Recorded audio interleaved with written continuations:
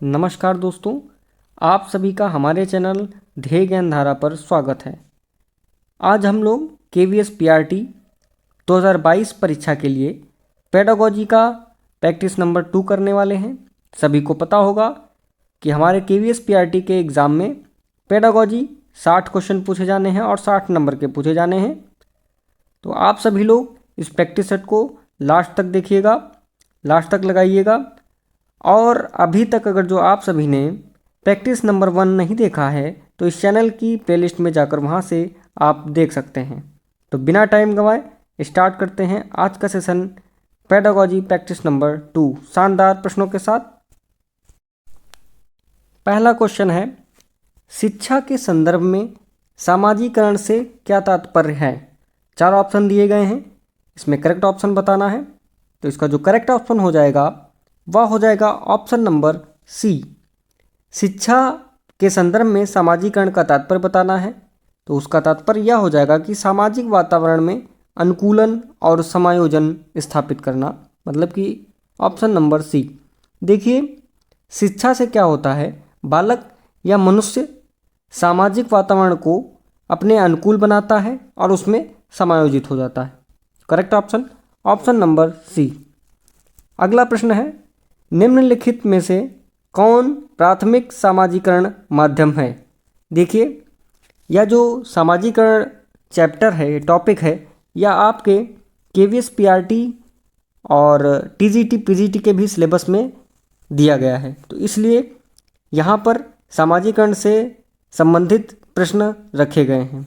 तो इस प्रश्न का उत्तर बताना है कि निम्नलिखित में से कौन सा प्राथमिक सामाजिकरण का माध्यम है। 4 ऑप्शन दिए गए हैं, तो इसमें करेक्ट ऑप्शन हो जाएगा, वह हो जाएगा ऑप्शन नंबर डी। परिवार या फैमिली जो है वह प्राथमिक सामाजिकरण का माध्यम है। देखिए, प्रश्न में क्या पूछा गया था कि प्राथमिक सामाजिकरण मतलब कि फर्स्ट स्टेज जो है सामाजिकरण का माध्यम क्या है फर्स्ट स्टेज की। तो परिवार जो फैमिली होती है, एक बालक एक बच्चे की जब वह जन्म लेता है तो वह एकदम बिल्कुल असहाय होता है, ठीक है। तो उसको सहारे की ज़रूरत होती है। तो सहारा कौन देता है, आप सभी जानते हैं, माँ बाप देते हैं। तो माँ बाप जो है उसको सहारा देते हैं, उसकी आवश्यकताओं को, शारीरिक मानसिक आवश्यकताओं को भी पूरा करते हैं। तो वहीं से धीरे धीरे उसके सामाजिकरण की प्रक्रिया स्टार्ट हो जाती है। तो इसका correct option option number D हो जाएगा। चलते हैं अगले प्रश्न की तरफ। अगला प्रश्न है, बालक का प्रारंभिक विकास मुख्यतः किस पर निर्भर है। देखिए, वहाँ पर सामाजिकरण की बात हो रही थी पिछले क्वेश्चन में, और यहाँ पर बात हो रही है कि बालक का जो प्रारंभिक विकास है वह किस पर निर्भर रहता है। 4 ऑप्शन दिए गए हैं, आपको सही उत्तर बताना है, करेक्ट ऑप्शन बताना है। तो इसमें जो करेक्ट ऑप्शन हो जाएगा वह हो जाएगा ऑप्शन नंबर ए। माता पिता व विकास बालक के विकास के प्रारंभिक पहलू रहते हैं। और यह भी कह सकते हैं कि बालक का जो प्राथमिक शिक्षक होता है वह उसके माता पिता भी होते हैं, जो कि उसके प्रारंभिक विकास में मुख्य भूमिका निभाते हैं।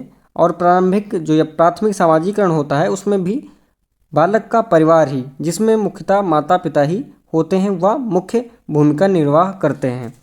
अगला प्रश्न है, पियाजे के विकास की अवस्था में संवेदी गामक अवस्था समायोजित करता है। आप सभी ने सीटेट में या आपने अपने स्टेट के टेट में पियाजे के बारे में अवश्य पढ़ा होगा और बहुत ही अच्छे से पढ़ा होगा। तो इस प्रश्न का सभी लोग उत्तर करें। A, B, C, D option दिए गए हैं, आप लोग कमेंट बॉक्स में लिखिए। चलिए देखते हैं इसका उत्तर क्या होगा। तो इसका जो करेक्ट ऑप्शन हो जाएगा, करेक्ट आंसर हो जाएगा, वह हो जाएगा ऑप्शन नंबर ए। अनुकरण, स्मृति, मानसिक और प्रस्तुतिकरण यह पियाजे के संवेदी गामक अवस्था को समायोजित करते हैं। देखिए, पियाजे ने बालक के विकास की 4 अवस्थाएं बताई हैं, आप सभी को पता होगा। 4 अवस्थाओं या 4 चरणों में बांटा है पियाजे ने। देखिए, इसमें जो इन्होंने वर्ष बताए हैं कि कितने से कितने वर्ष तक बालक की 4 अवस्थाएं होती हैं संज्ञानात्मक विकास की। तो इसमें जो इन्होंने बताया है वह पहली अवस्था जो बताई है, जैसा कि आपने देखा होगा, संवेदी गामक अवस्था या संवेदनात्मक गामक अवस्था भी इसे बोलते हैं। इसको इन्होंने 0 से 2 वर्ष तक, मतलब कि जन्म से 2 वर्ष तक बताया है। दूसरे नंबर पे जो इन्होंने अवस्था बताई है वह है पूर्व संक्रियात्मक अवस्था, जिसकी इन्होंने आयु काल बताया है 2 से 7 वर्ष तक। तीसरा जो बताया है इन्होंने वह मूर्त संक्रियात्मक अवस्था, जिसकी एज बताई है इन्होंने वह बताया है 7 से 11 वर्ष तक। और जो अंतिम चौथी अवस्था बताई है इन्होंने वह बताई है औपचारिक संक्रियात्मक अवस्था। इसकी आयु काल जो बताया है वह 11 से 15 वर्ष तक बताया है। यह जो चतुर्थ अवस्था है इसमें क्या रहता है, सभी लोग जानते होंगे कि बालक का जो चिंतन रहता है, थिंकिंग, इसमें पूर्ण क्रमबद्धता आ जाती है और अमूर्त तर्क एवं परिपक्वन नैतिक चिंतन का विकास हो जाता है। चलिए देखते हैं अगला प्रश्न। शिक्षण और अधिक प्रभावी हो सकता है यदि, देखते हैं 4 ऑप्शन दिए गए हैं, इसमें किसकी वजह से शिक्षण और अधिक प्रभावी हो सकता है। इस प्रश्न का करेक्ट आंसर हो जाएगा ऑप्शन नंबर ए। देखिए, शिक्षण और अधिक तभी प्रभावी हो सकता है जब हम लोग छात्रों को स्वयं कार्य करने की स्वायत्तता देंगे, मतलब कि छात्रों को अपने आप से काम करने की जो है स्वतंत्रता प्रदान करेंगे, तभी शिक्षण और अधिक प्रभावी हो जाएगा।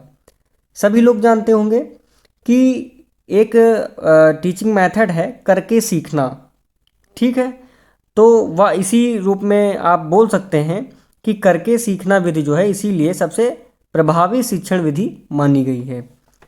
अगला प्रश्न देखते हैं। अगला प्रश्न है प्राथमिक स्तर के लिए कौन सा पाठ्यक्रम लागू होता है, क्योंकि आप सभी लोग KVS PRT के लिए टीचर बनेंगे तो आप सभी को यह चीज़ बिल्कुल पता होगी, आपने पढ़ा भी होगा कि जो प्राइमरी लेवल होता है इसमें जो पाठ्यक्रम है उसे कैसे लागू किया जाए या किस टाइप के पाठ्यक्रम लागू किए जाने चाहिए। तो 4 ऑप्शन दिए गए हैं, आपको इसमें करेक्ट ऑप्शन बताना है। ए ऑप्शन है अकादमिक, बी ऑप्शन है सामान्य अकादमिक, सी ऑप्शन है पेशेवर और डी ऑप्शन है व्यावसायिक। तो करेक्ट ऑप्शन बताना है इसमें ऑप्शन नंबर बी, इसका करेक्ट आंसर हो जाएगा ऑप्शन नंबर बी सामान्य अकादमिक। ठीक है, तो प्राथमिक स्तर पर सामान्य अकादमिक पाठ्यक्रम लागू किया जाना चाहिए।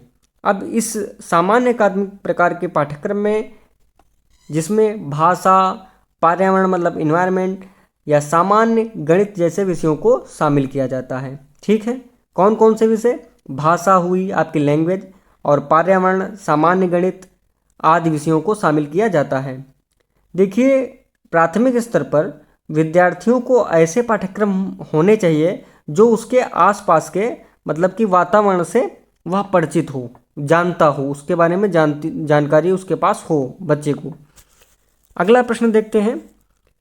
प्रश्न है प्राथमिक स्तर पर आमतौर पर प्रभावी विद्यालय प्रशासन में पाया जाने वाला महत्वपूर्ण लक्षण कौन सा है। काफ़ी इंपॉर्टेंट क्वेश्चन है ये। 4 ऑप्शन दिए गए हैं। ऑप्शन नंबर बी इसका सही उत्तर हो जाएगा नेतृत्व एवं प्रबंधन, ऑप्शन नंबर बी। अगला प्रश्न देखते हैं।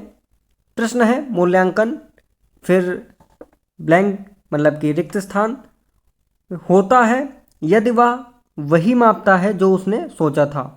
4 ऑप्शन है वैध, अवैध, विश्वसनीय या फिर अविश्वसनीय। तो मूल्यांकन क्या होता है, तो इसमें जो करेक्ट ऑप्शन होगा वह होगा ऑप्शन नंबर ए, मूल्यांकन वैध होता है। ठीक है, वैध होता है यदि वह वही मापता है जो उसने सोचा था। अगला प्रश्न देखते हैं। शिक्षा का स्तर बढ़ाने के लिए क्या जरूरी है। 4 ऑप्शन दिए गए हैं। विद्यार्थियों का लगातार मूल्यांकन, शिक्षक को बेहतर वेतन देना, पाठ्यक्रम में संशोधन करना, और डी ऑप्शन है स्कूली इमारतों को बेहतर बनाना। तो बताना है कि शिक्षा का स्तर बढ़ाने के लिए इन विकल्पों में से क्या जरूरी है।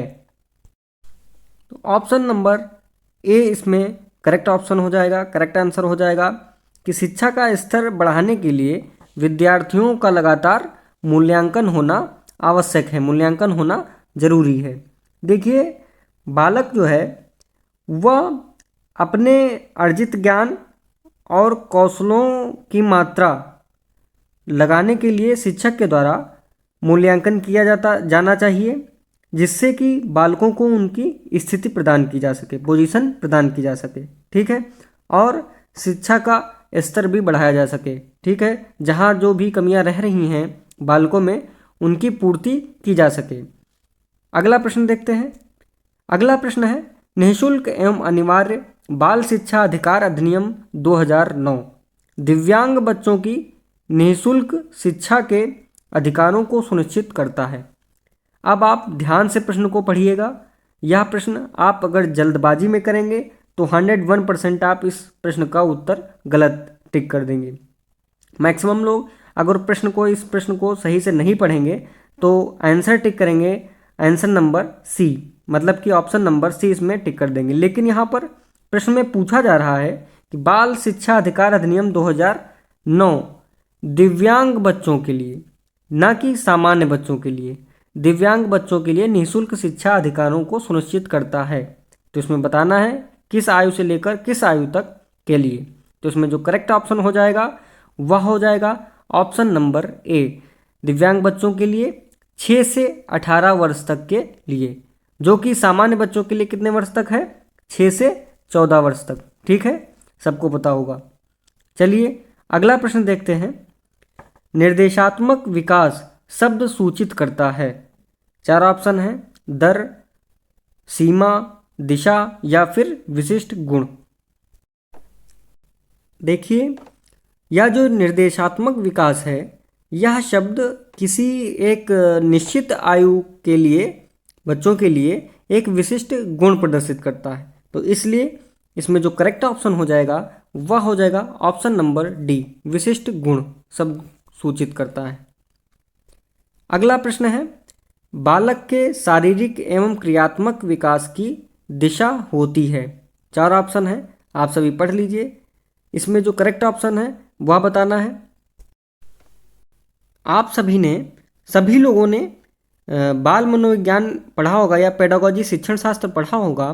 तो उसमें जो डेवलपमेंट एंड ग्रोथ वाला चैप्टर है, उसमें डेवलपमेंट के कुछ प्रिंसिपल्स पढ़े होंगे, मतलब कि विकास के कुछ महत्वपूर्ण सिद्धांत आप सभी ने पढ़े होंगे। तो उन्हीं सिद्धांतों से रिलेटेड यह प्रश्न है। यदि आपने पढ़ा है तो आप बहुत ही आसानी से इस प्रश्न का उत्तर दे सकते हैं। तो चलिए देखते हैं इस प्रश्न का सही उत्तर क्या होगा। दोस्तों, इस प्रश्न का सही उत्तर हो जाएगा ऑप्शन नंबर बी, बालक के शारीरिक एवं क्रियात्मक विकास की दिशा जो होती है वह होती है सिर से पैर तक तथा शरीर के मध्य भाग से बाहर की ओर। ऑप्शन नंबर बी में जो कि दिया गया है। दोस्तों, यदि आपने विकास के सिद्धांत नहीं पढ़े हैं और यदि आपने पढ़े भी हैं तो उसका रिवीजन आप कर सकते हैं। हम आपके लिए कुछ महत्वपूर्ण देखिए, विकास के कुछ प्रमुख सिद्धांत यहाँ पर लिखे गए हैं। जैसे कि लिखा हुआ है निरंतर विकास का सिद्धांत, परस्पर संबंध का सिद्धांत, समान प्रतिमान का सिद्धांत, चौथा है परिमार्जिता का सिद्धांत, फिर है एकीकरण का सिद्धांत, फिर मस्तकाधोमुखी का सिद्धांत, और फिर केंद्र से निकट दूर का सिद्धांत, फिर सामान्य से विशिष्ट प्रतिक्रियाओं का सिद्धांत।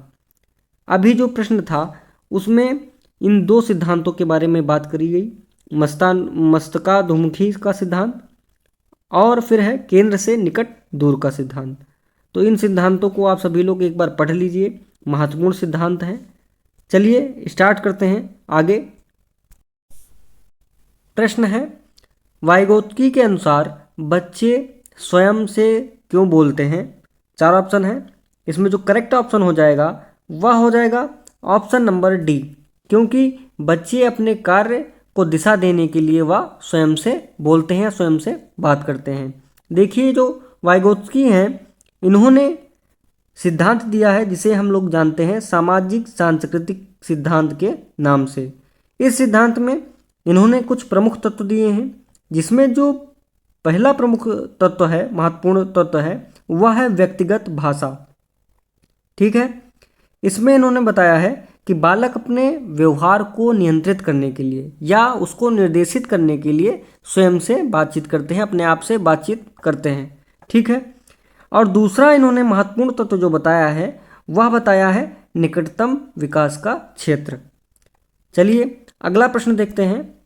अगला प्रश्न है अध्यापक द्वारा बच्चे के सक्रिय व्यवहार का अनवरत वर्णन है। 4 ऑप्शन है, करेक्ट आंसर बताना है इसमें। इस प्रश्न का सही उत्तर हो जाएगा option number A. Option number A, anecdotal record अध्यापक द्वारा बच्चे के सक्रिय व्यवहार का अनवरत वर्णन करता है। इसमें क्या है, इसमें छात्रों के शैक्षिक विकास से संबंधित कुछ जरूरी सार्थक घटनाओं का एक वस्तुनिष्ठ एवं सार्थक प्रस्तुतिकरण होता है। ठीक है, यह जो प्रस्तुतिकरण होता है यह घटनाएं औपचारिक तथा अनौपचारिक हो सकती हैं। ठीक है, ध्यान रखिएगा, यह जो घटनाएं होती हैं यह औपचारिक तथा अनौपचारिक दोनों हो सकती हैं। अगला प्रश्न देखते हैं। अगला प्रश्न है बालकों का मुफ्त एवं अनिवार्य शिक्षा का अधिकार अधिनियम 2009 में निम्न में से किस पर ध्यान नहीं दिया गया। ध्यान रखिएगा, यहाँ इस प्रश्न में नहीं वर्ड दिया गया है तो आपको ध्यान रखना है। 4 ऑप्शन दिए गए हैं, इसमें जो करेक्ट ऑप्शन हो जाएगा वह हो जाएगा option number D. Option number D बोल रहा है 14 वर्ष के पश्चात शिक्षा, जो कि आपके शिक्षा का अधिकार अधिनियम जो 2009 है उसमें इस बात पर ध्यान नहीं दिया गया है। उसने बताया है कि केवल 6 से 14 वर्ष तक के बच्चों के लिए मुफ्त एवं अनिवार्य मतलब निःशुल्क एवं अनिवार्य शिक्षा की बात की है। किसमें, शिक्षा के अधिकार अधिनियम 2009 में। दोस्तों, यह प्रैक्टिस नंबर 2 के कुछ महत्वपूर्ण प्रश्न आपके सामने प्रस्तुत किए गए। यदि आपने वीडियो को लास्ट तक देखा है तो आपके लिए ज़रूर यूज़फुल रहा होगा। यदि आपके लिए ज़रा भी यह महत्वपूर्ण रहा हो वीडियो तो आप हमारे इस चैनल को लाइक कीजिए और सब्सक्राइब कीजिए और अपने दोस्तों के साथ शेयर कीजिए। धन्यवाद।